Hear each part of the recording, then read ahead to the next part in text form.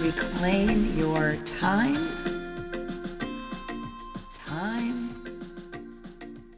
Welcome to AI Advocates. I'm Lisa Dieker. And I'm Maggie Mosher. And we're with you today from the University of Kansas Flight Center. And Maggie, we're going to talk about my personal favorite. What is it? Copilot. Copilot. So, and some of you might be like, I have a friend who isn't a lover of, certain brands of anything. But I'll tell you why I really have dug into Copilot is because I'm at a Microsoft campus. And so I was just listening to a really nice podcast myself. And three experts, really high-level experts in AI said, look, you should not be dating around. You should pick one AI tool, get to know it really well. And so Lisa Dieker, the cheap one, has chosen to do Copilot because it's free on my campus, and I have the advanced version.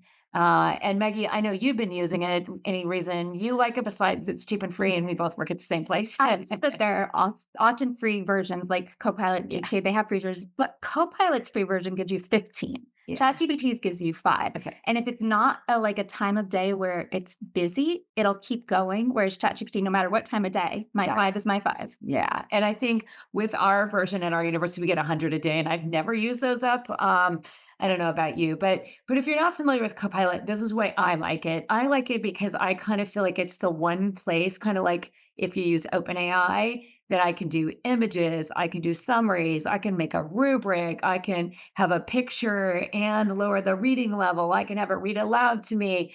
I can upload a document, true story.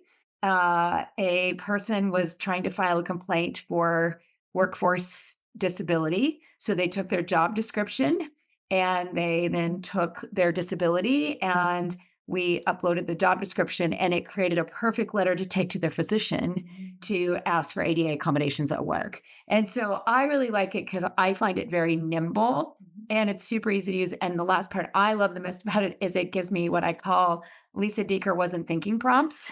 Like, hey, have you thought about maybe this letter should talk about the place of employment and it gives you, and it's never over assumption. And almost all the GPT generators do that now. But I found Copilots to be kind of friendly and very leading in a way, and it kind of has gotten to know me. It also archives, because I have the university version, everything I've ever done. So if I want to go back and say, oh, I'd like to add to that paratraining tool I made, I can go back 3 months ago and say, hey, here's 9 new things I learned. Can you add to that? So that's my personal favorite. That was a lot about Copilot, but it is one I really like. I love it too, especially with the students I'm working with currently in the high school who have disabilities. They're getting ready to take on jobs. And you taught me this the very first time I could put in my resume and it would write cover letters that are detailed to where they're going. So not only employment, they'll say, here's my cover letter or resume. Here's my resume.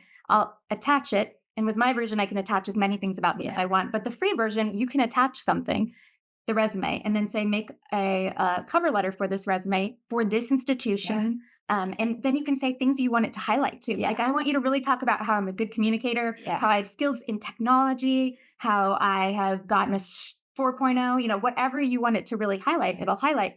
But it'll also take the skills from that university or that job that it's looking at, even the job description, and say, these are the skills I have that fit your job description. So it sounds like I spent a really long time looking over what they want and taking my resume and fitting it. Again, never use that as your final product. Right. Take that and say, okay, now you need to look at it and you need to say, is this accurate? Do you need to change anything? But overall, it's a really good cover letter. Yeah, and a little tip, because I might have recently got an application that at the bottom, it says, did you like how Copilot created this letter? It's like, yes, I do, because now I know where it came from. So again, I think your point is there. And honestly, when I use something from Copilot, I always take it and I actually paste it if I'm going to use it for a letter into Word in unformatted format. So it doesn't have that Copilot look, but it also then forces me to look at it and say, let me read it over. Don't forget to sign it. Don't forget it says insert date here. Don't forget that piece. But yeah, I'll tell you the other thing I have been doing, we just had to write a report on one of our projects. I took the link to our website and I said, this is our report from last year. Here's our data. I just had a 1 page of data, and here's the website updates.